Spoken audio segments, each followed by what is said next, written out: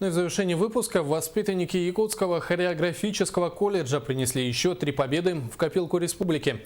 Эта весна для представителей якутского балета стала богатой на события. Молодые артисты получили звание дипломантов сразу 3 престижных международных конкурсов. С подробностями Саргалана Захарова.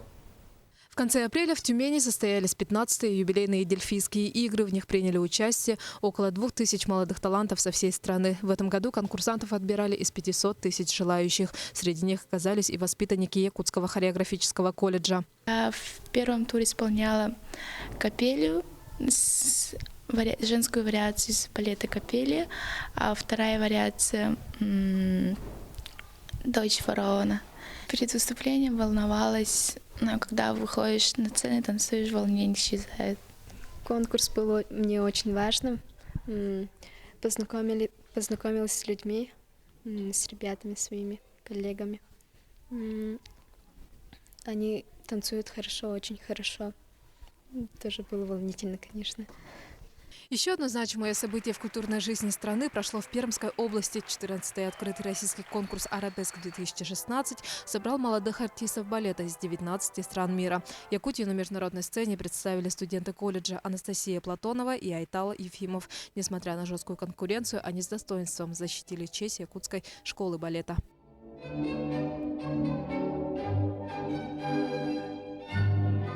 Впечатления хорошие, конечно, это конкурс все-таки международный. Много опыта получили, на других посмотрели. Были в старшей группе там сильные участники из Казахстана, это мужской состав. Они вообще прям летают, можно сказать. Еще из Кореи были участники, тоже сильные, тоже понравились.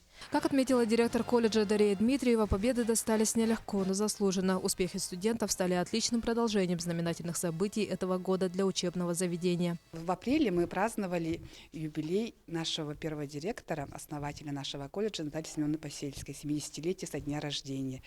Прошел вечер памяти, юбилейные мероприятия были. И наши достижения мы посвящаем ей.